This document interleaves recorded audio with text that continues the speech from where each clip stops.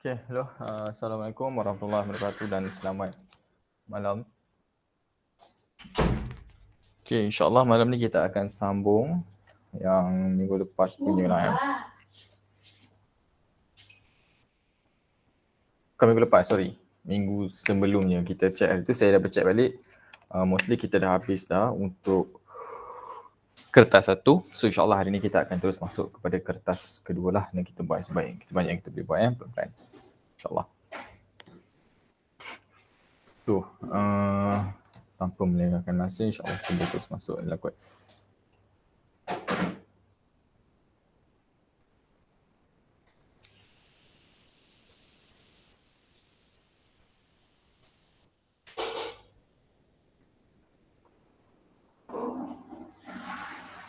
Dari satu menunjukkan keputusan eksperimen untuk menyiasat kesan jantina terhadap kadar denyutan nadi manusia. Hitung purata kadar denyutan nadi lelaki dan perempuan dalam jadual satu. So kita ada satu jadual di mana dalam jadual ni ada data-data. Jadi daripada data ni dia minta untuk kita sediakan purata dia lah. So try dulu nanti jawab sama.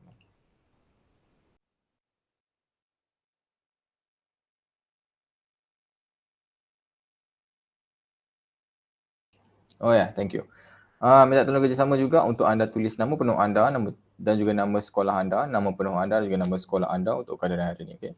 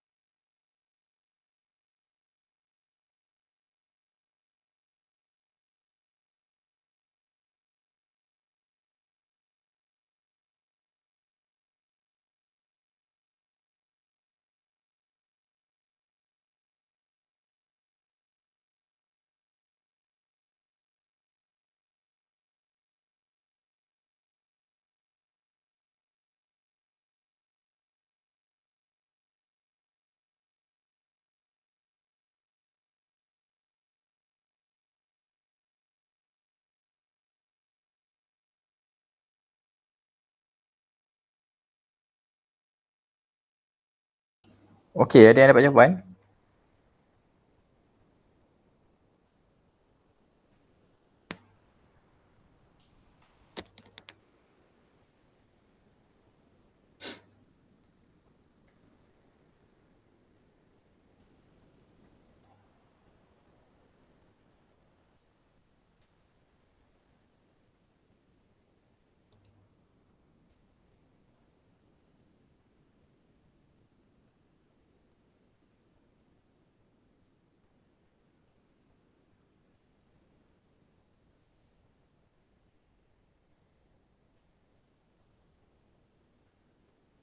Okey.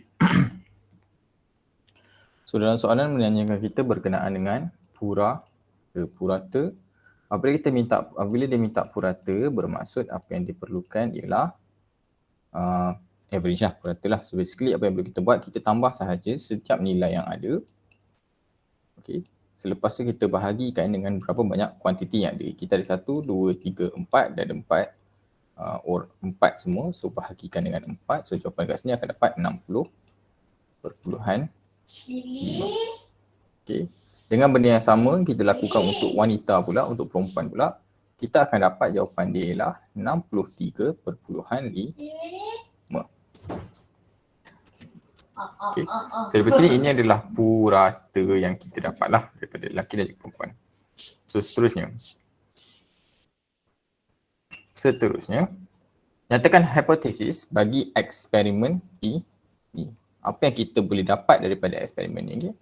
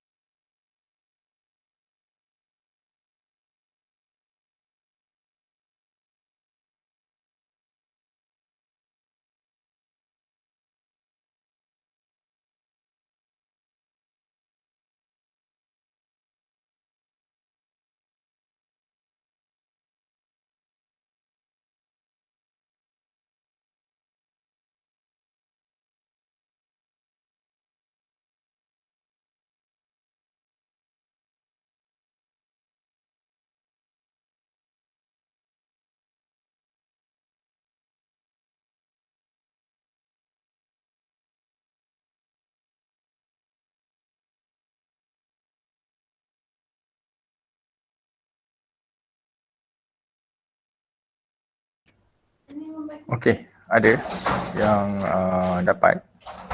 Ada yang nak cuba? Basically, apa maksudnya berkenaan dengan hipotesis?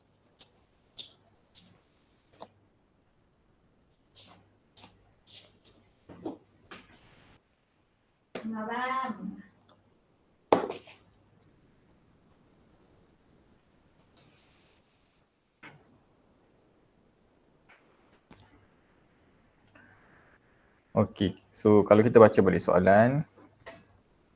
Okey.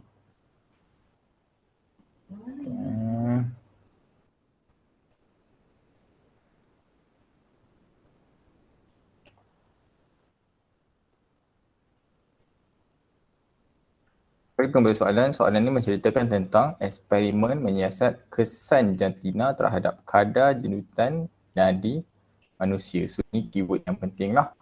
Kesan jantina terhadap kadar jenutan nadi manusia. So nyatakan hipotesis dan kita tengok sebenarnya perempuan purata denyutan dia mesti lebih tinggi daripada lelaki. So daripada situ apa yang boleh kita buat? Soalan B iaitu denyutan nadi perempuan lebih tinggi dari lelaki. Itu adalah jenis hipotesis yang boleh kita buat lah.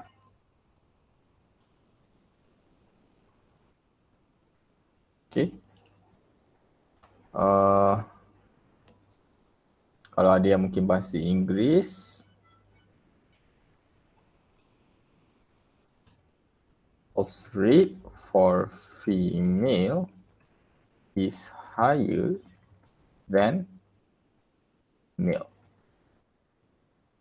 Okay. Itulah. Sini untuk yang satu lagi untuk yang Inggeris.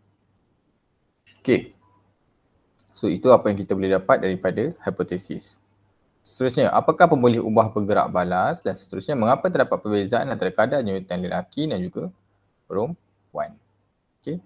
Apa pemboleh ubah bergerak balas dia, what is responding variable dia, and the other one is kenapa ada perbezaan. Okay.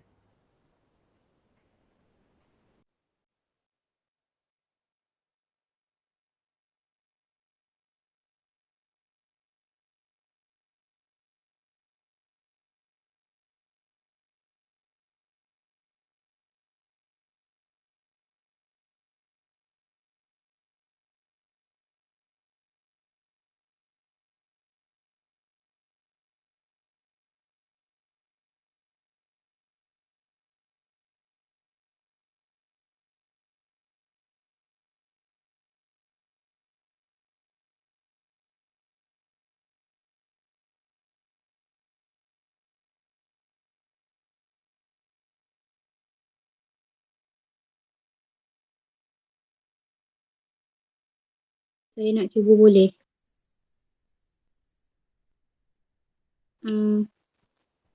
Mungkin jantung lelaki lebih besar. Itu yang bukan. Yang mana? Yang mana ni? C C ke D?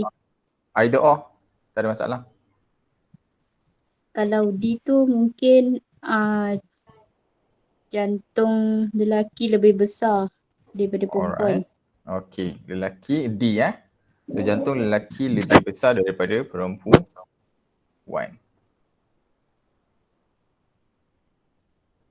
And betul lah, okay. That's the reason kenapa sebenarnya ada perbezaan di antara itu, and the reason is, yes. Okay, C tak apa, C tak ada lagi. So D. D, jantung lelaki lebih besar dari perempuan. Male heart is bigger than the female. Okay. So itulah sebab kenapa sebenarnya ada perbezaan di antara lelaki dan perempuan. So C, apa pemboleh ubah dia? Bergerak balas. Spesifik. Pemboleh ubah bergerak balas dia.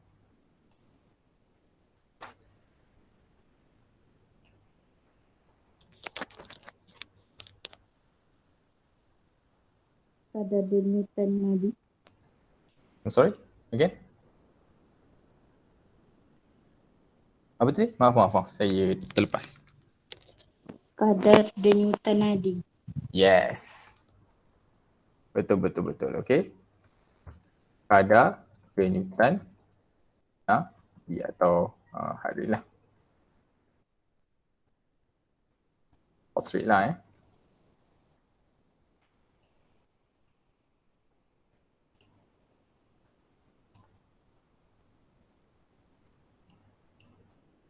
Okay. Seterusnya kita tengok pada soalan nombor 2, table 2. Jadual 2 menunjukkan data ketinggian dan berat 4 orang murid mengira. Untuk mengira dan menentukan indeks jisim badan BMI. Calculate kira sokor BMI setiap murid dan jadual. Berikan jawapan anda dalam satu tempat perpuluhan. Okey. Try dulu. Jawab sama.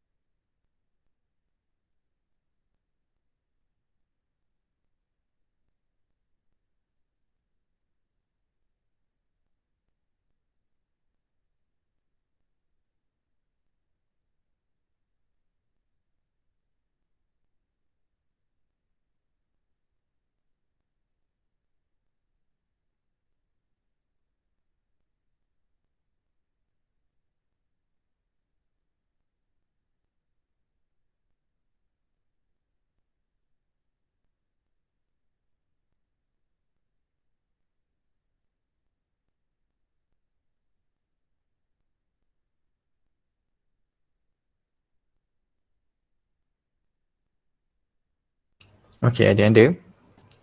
So,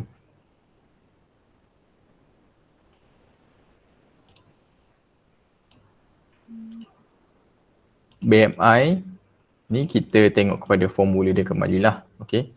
Kalau kita tahu BMI, kita ada formula yang kita boleh pakai iaitu formula dia ialah berat bahagi dengan tinggi kuasa 2. Berat ni mesti dalam kilogram, tinggi mesti dalam meter. Sekarang dia dah ada meter, dia dah ada kilogram kan. So kita tak payah buat apa-apa lah, kita boleh pakai kilogram dan meter sahaja. So dari situ kita boleh terus sahaja check. Dan kalau kita ni, dan dia cakap kat sini mesti satu tempat titik perpuluhan So kita consider dia bundarkan kepada satu titik perpuluhan lah. So kita akan dapat yang pertama, Tuan Razak ialah 22.5.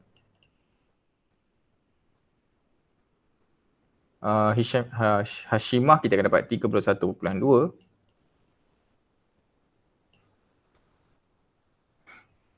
Wong 22.7.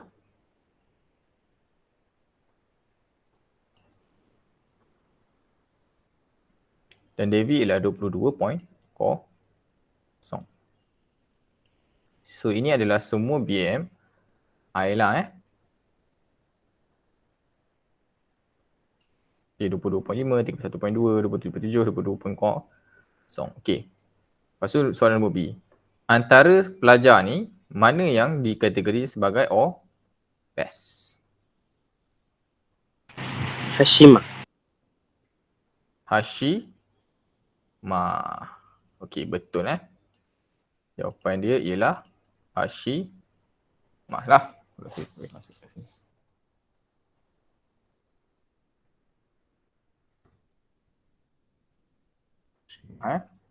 Sebab 30 dan ke atas itu boleh diconsider sebagai obese. Apabila BMI dia 30 ke atas, dia obese lah. So dekat BMI ni yang penting kita nak tengok. Okey. Cadangkan dua cara untuk mengatasi obesiti.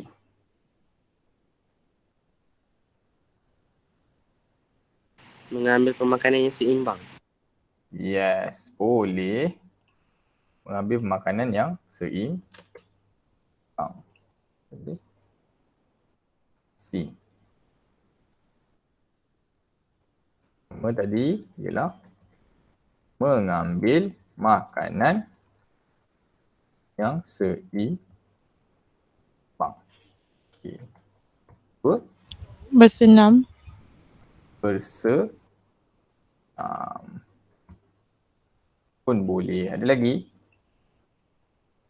Kena buat cadangan.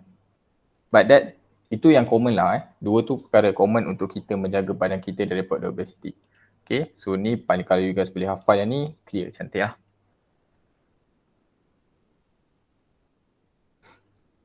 Okay, sekejap. Saya double check ni.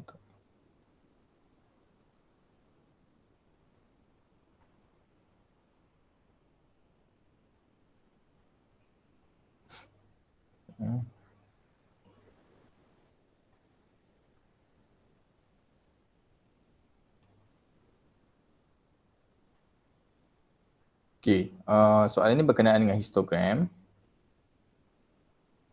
Tak apa. Macam ni. Untuk soalan ni, awak try dulu. Nanti awak lukis balik semua dan jawapan dia saya akan share balik kat dalam group. Okay, saya akan share balik jawapan ni semua dalam group lah. So as for now, you guys ambil dulu nombor ni untuk you guys double check balik. Ambil dulu jadual ni, tulis dulu, nanti saya akan tunjuk data and after that kita akan masuk kepada histogram lah.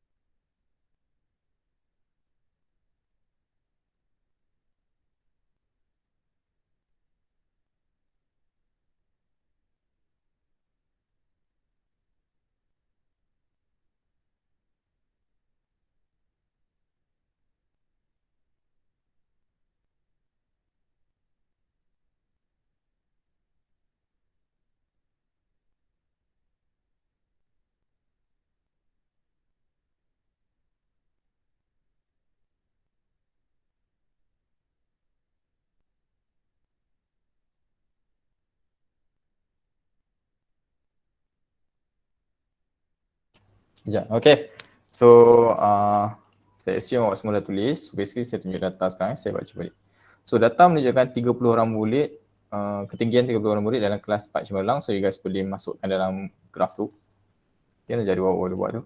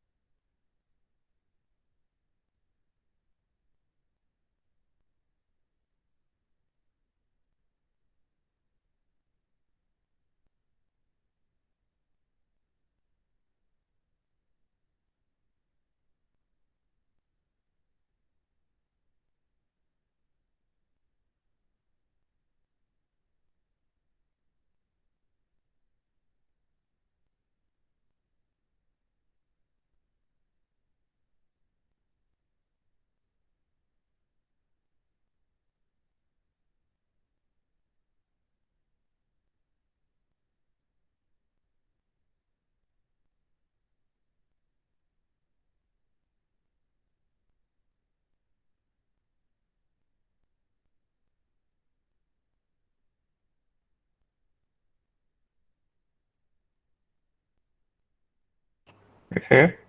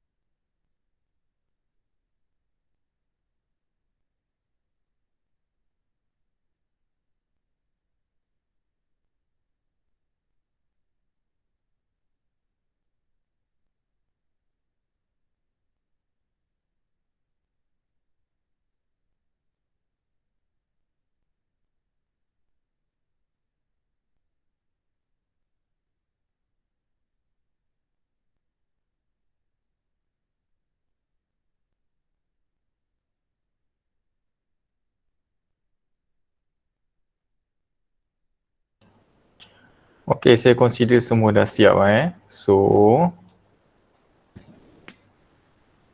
now, jawab soalan B. Berdasarkan keputusan jadual 3, lukiskan histogram untuk menunjukkan bilangan murid melawan ketinggian.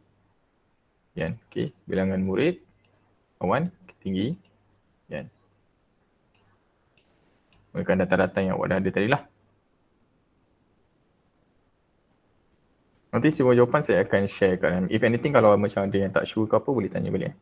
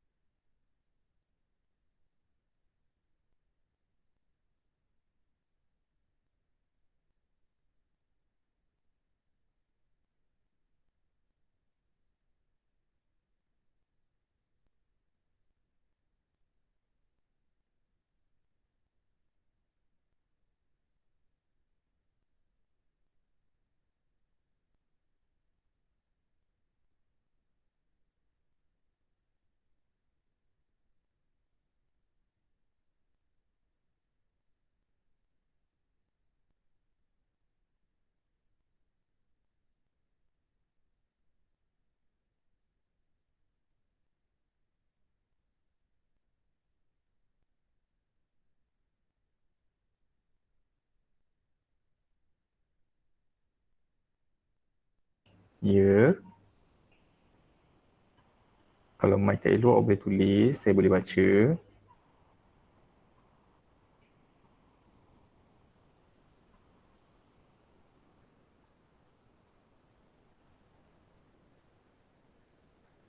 Kepada siapa yang lupa, histogram kita akan pakai boundaries. Okay, kita akan pakai lower boundaries dengan upper boundaries lah. So basically kita punya graph, berdasarkan ni bilangan murid, so kat sini bilangan murid, data semua kat atas tadi melawan ketinggian, so kita ada ketinggian. Okay, so daripada ketinggian kita ni, kita cari dia punya boundaries dia. Dia punya boundaries bawah dia, lepas boundaries atas dia, kita tengok nilai dia dan kita buat kotak. Okay, dia macam graph, bar graph, cuma dia dapat-dapat. Itu histogram. Okay. Okay.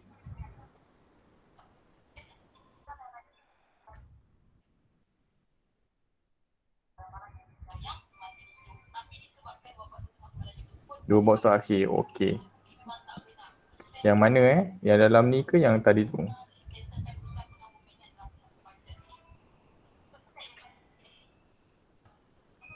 Yang tadi tu dia punya data lah Boleh tengok balik data tak apa.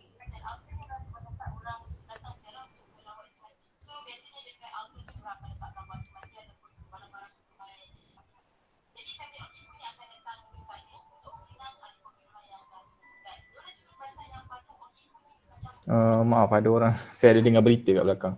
Tolong double check mic Terima kasih.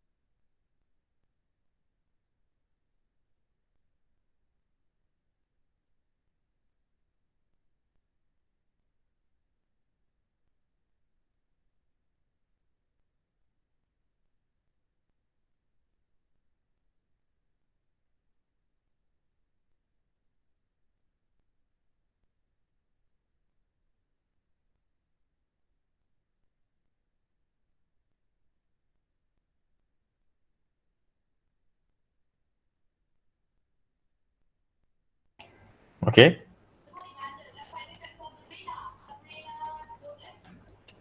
So, kalau siapa yang mungkin macam sekejap boundaries tu macam mana? Okay, boundaries tu kalau kita tengok balik kat sini, dia adalah nilai di antara ni.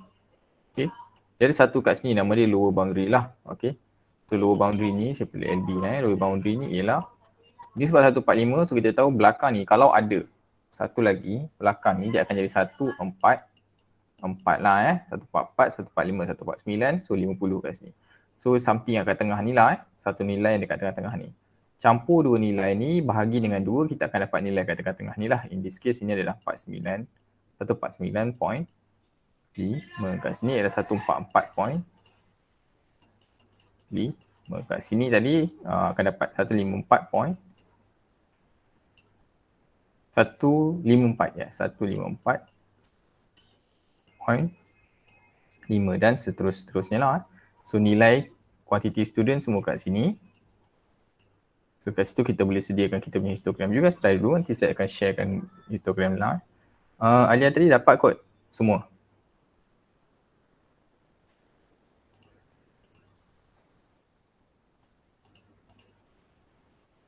Dapat okay. Boleh try dulu nanti saya akan tunjuk dia punya graf dalam group.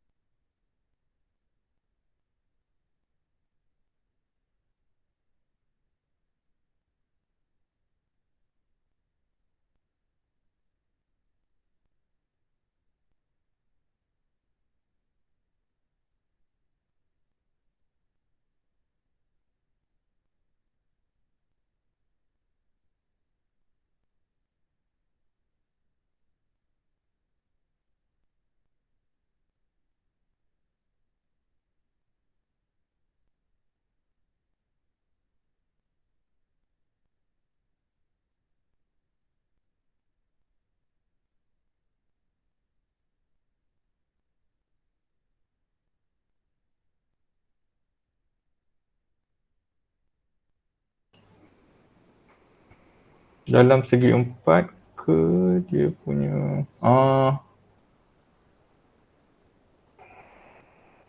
macam mana tu? Dia bar lah, dia bar. Dia macam tiang lah tu.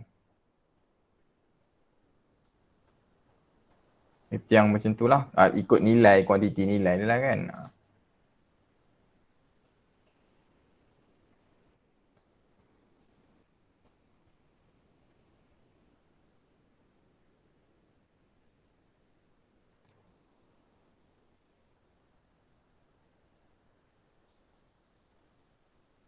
Okay.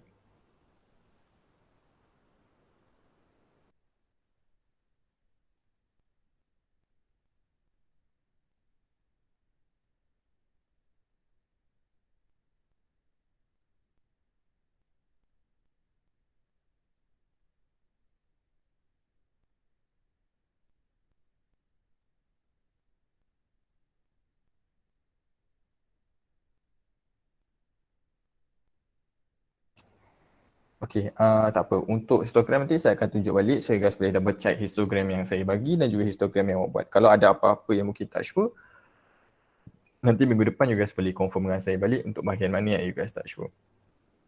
Atau you guys boleh terus message saya, insyaAllah saya akan terus jawab. Okay, so seterusnya dia tanya apa boleh jenis virus C berdasarkan histogram yang dilukis dalam 3B. So virus C ni tak apa saya bagi. Nanti you guys try to check balik lah. So dia adalah virus C selanjar. Okay. Jenis virus C ni ialah virus C selanjar. Virus C. Sekejap.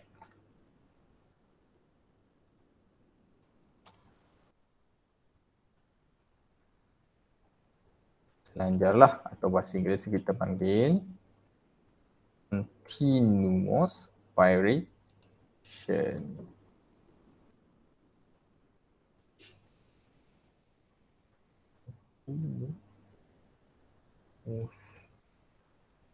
Variations. Alright. So tu dia punya jenis virus C dia berdasarkan histogram yang kita buat tadi lah, yang you guys buat tadi.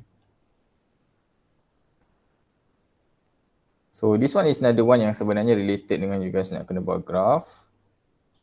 Jadi tak apalah. Yang ni saya rasa mana-mana yang ada tu boleh try untuk buat. Okay. Kalau ada yang buat nak tengok jawapan dia boleh WhatsApp saya. Tak pun saya akan tunjuk jugalah lagi sekali. So you guys boleh try buat soalan nombor 4, saya akan tunjuk jawapan juga.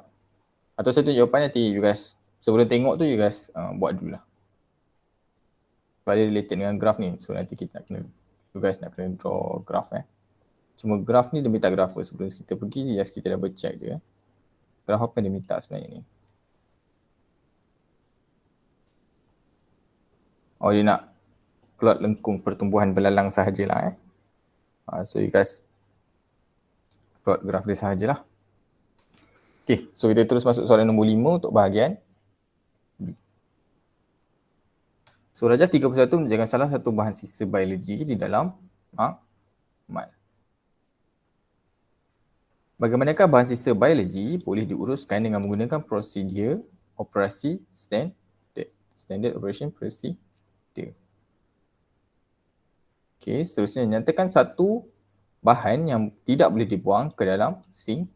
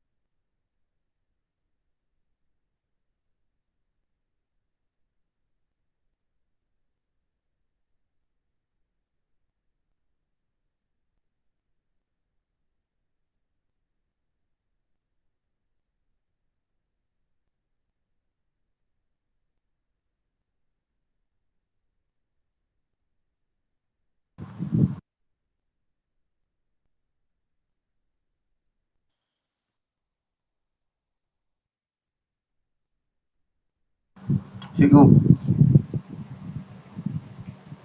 Ya Zain? yang soalan nombor 2 tu sisa pepejal. Oh, sisa pepejal. Ha.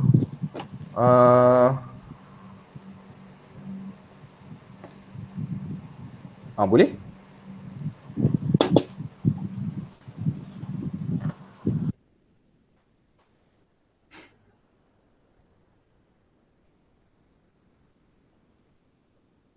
Okay, tak apa, kita check So, soalan pertama, bagaimana bahan sisa biologi tidak boleh diurus? Ini boleh diuruskan dengan menggunakan SOP. Alright, macam mana bahan ni boleh diuruskan menggunakan SOP? Okay, antaranya ialah pertama, salah satu pada SOP yang ada yang boleh mengawal bahan ni ialah bungkus dan masukkan ke dalam beg plastik bio bahagia.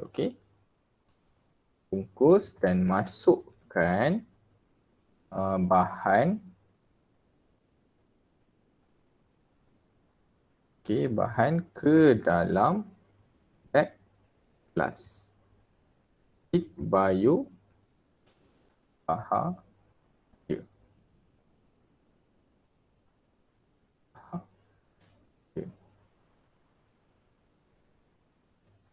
Ini satulah yang boleh pakai. Satu lagi SOP sebab dia minta dua tak? Ini satu boleh, awak boleh tambah satu lagi sebab dia minta satu je sebenarnya. Satu lagi awak boleh tambah ialah autoclave dan dimasukkan dalam tong bio bahagia. Okay. Autoclave di autoclave, maaf. Di autoclave dan dimasukkan ke dalam tong bio bahagia.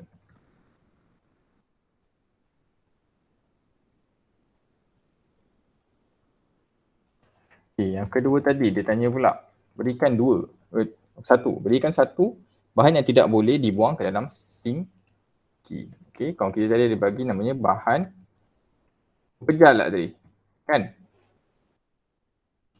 Bolehlah bahan pepejal, atau ada juga, boleh juga selain daripada itu ialah bahan logam, logam berat, heavy metal tak boleh, bahan radioaktif tak boleh, bahan reaktif tak boleh.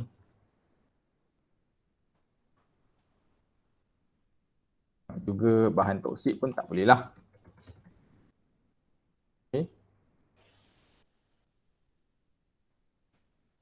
Bahan toksik pun tak boleh dibuang lah sebab kalau kita buang semua tu dah boleh mencemarkan alam sekitar kita.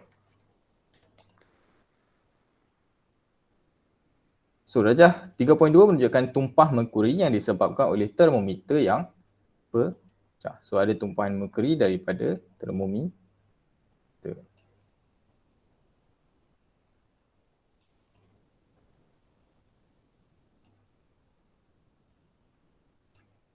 Sekejap.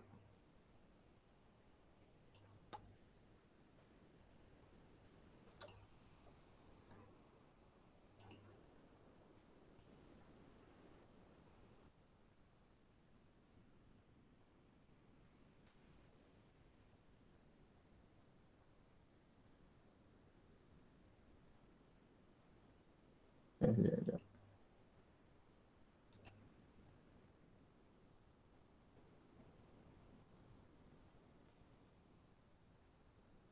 Okay. That's why I feel, wait, this is strange. Tiba-tiba 14698 ni. Okay, sorry. That's a missing. Kita ada kehilangan dua muka surat di antara ni. Itu muka surat apa? Ini surat 7. So kat sini turun surat 10 kan? Ni 10. So kita hilang 8 dengan 9. Okay, tak apa. Patut kita terkejut. So tak apa, kita terus masuk soalan nombor 8 dahulu. Okay. Actually sometimes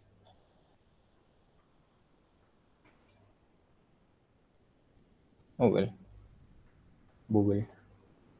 Itu soalan nombor 8 ya. Sorry. Soalan nombor 8. Darjah 6 menunjukkan peringkat-peringkat yang berbeza dalam pembahagian sel. Kita ada P, Q, R dengan S. So berdasarkan darjah 6, nyatakan jenis pembahagian sel ini. Itu yang pertama. Kedua, berikan satu sebab bagi jawapan anda di 8A1. Okey. Ini apa nama dia? Dan kenapa kita panggil nama pembahagian sel tu?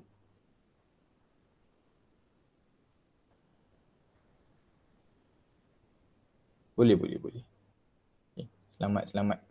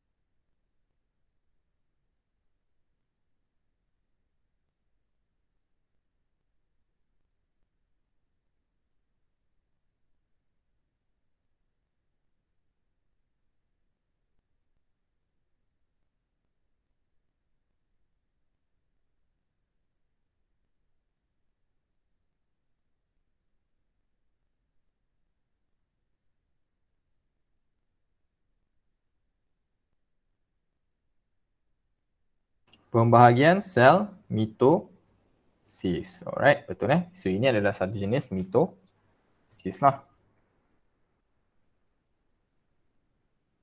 Okay. Pembahagian sel mitosis. Atau awak pun boleh sebagai mitosis sahaja, tidak menjadi satu masalah. So kedua, B. Kenapa kita panggil tu? Kenapa awak panggil tu? Sorry, A2.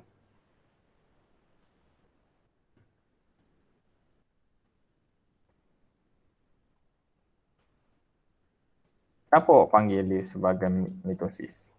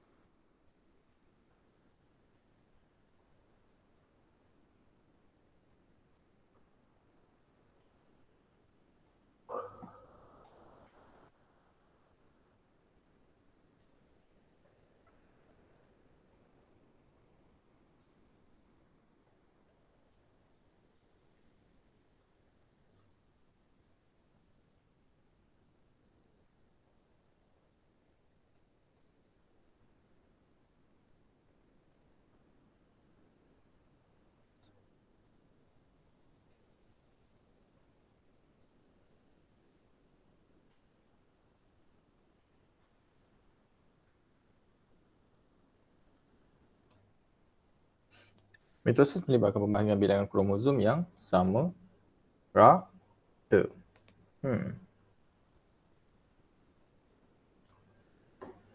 Pembahagian sel kromosom yang sama rata.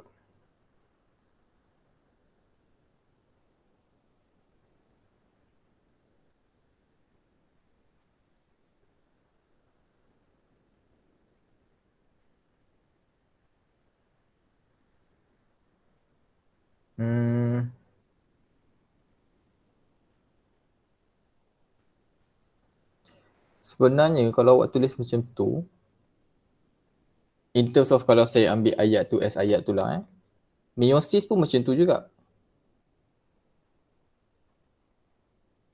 Cuma sel anak dia berbeza. Kuantiti sel anak dia berbeza.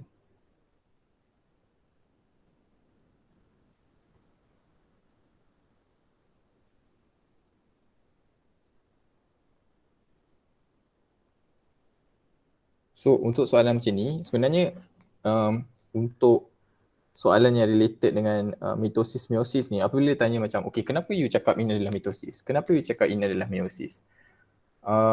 Kita ambil satu benda yang boleh dikatakan sangat-sangat kita panggil yang obvious lah, something yang obvious. Satu benda yang sangat obvious yang ada dekat dalam satu yang tak ada dekat satu lagi. Iaitu this one untuk yang kira orang cakap jawapan paling selamat lah. So, kalau memang takkan boleh salah ni. Okay, iaitu tiada berlakunya pindah silang. Okay, kalau kita tengok di Q. Okay, di Q, di mana ini adalah prophase ini adalah prophase. So di Q ni kalau perasan tak ada satu pun berlakunya pindah silang. Okay.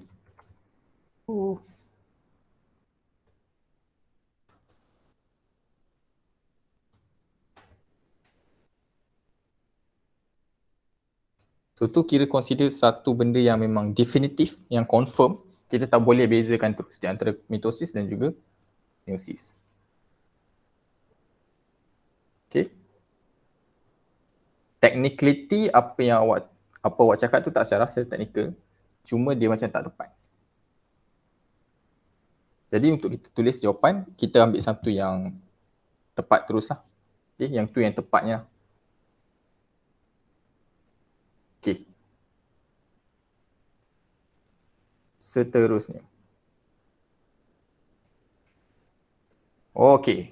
Seterusnya dia suruh kita susun peringkat-peringkat pembagian sel dalam kotak yang disediakan. Saya akan tunjuk balik. Nanti seterusnya nyatakan jenis sel melalui pembagian sel darjah 6. Okay. This one apa? C kita ni. So susun balik di antara P, Q, R dan juga S.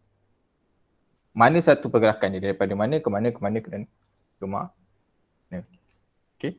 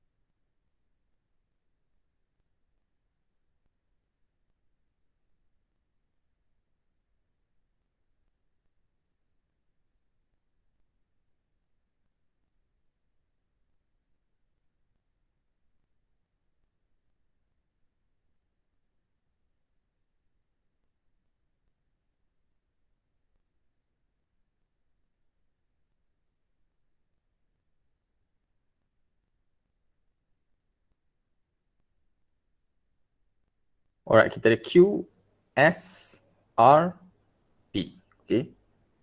So betul lah Q pertama dulu iaitu dia punya prophase. Lepas tu dia menjadi pada metaphase, anaphase. Dan seterusnya adalah telophase. Okay. Q, S, R, P. Nice. Next. State. The type of cell which undergoes cell division in diagram 6. Nyatakan jenis sel yang mengalami pembagian sel dan rajah ke 6. Lepas tu nyatakan satu kebaikan pembagian sel ini kepada kehidupan.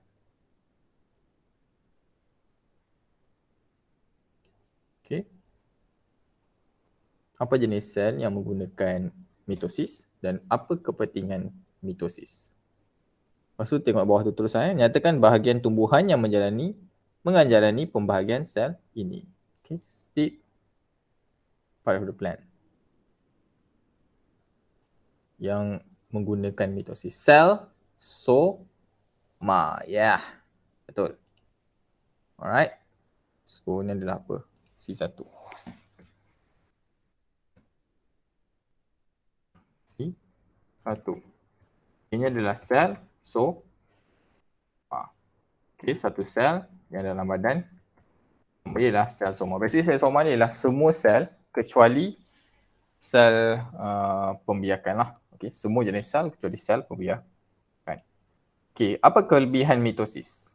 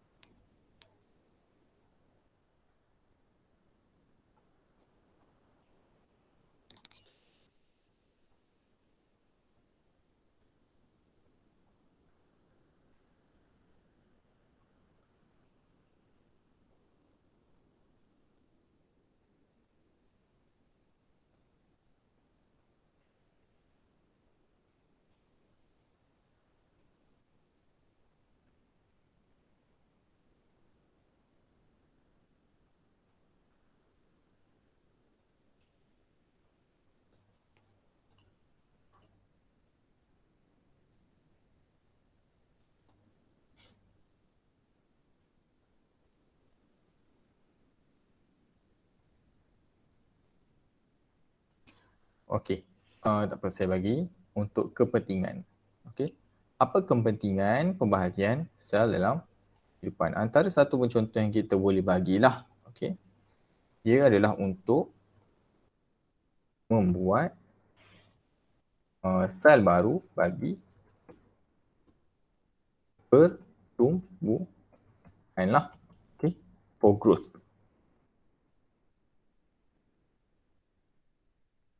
Sebab kenapa sel soma menggunakan mitosis untuk kita membesar dan terus membesar. Okay, last questions. D. Nyatakan bahagian tumbuhan yang menjalani pembahagian sel ini. Okay, this one is for plant.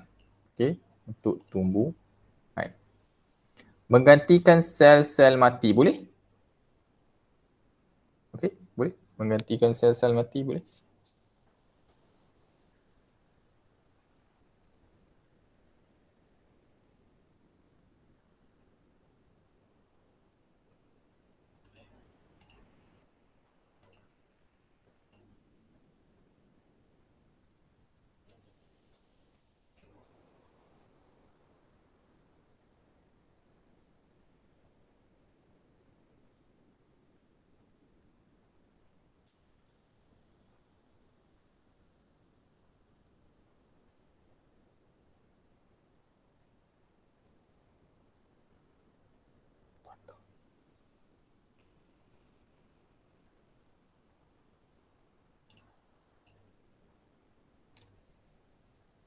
Okey, tak apa. Saya bagi nanti kita ni. So ada dua bahagian yang dalam pokok yang melakukan sel mitosis ni. Pertama ialah hujung pucuk. Okay. Satu lagi bukan di hujung pucuk, iaitu di hujung A. Okay. Itu adalah dua tempat di mana pokok menggunakan mitosis dalam segi pembesaran. Ya. Yeah. Okey, sekarang dah pukul 10.10. Ada apa soalan? InsyaAllah. Tak ada cikgu. Tak ada Okey, so dengan tu saya nak ucapkan terima kasih untuk hari ini. Segala yang baik datang daripada Allah, segala buruk datang daripada masa sendiri. InsyaAllah kita akan sambung minggu depan dengan soalan yang seterusnya. Okay. So, thank you all. Assalamualaikum dan selamat malam. Terima kasih cikgu. Terima kasih cikgu. Terima kasih cikgu. Cikgu. Assalamualaikum. Terima kasih.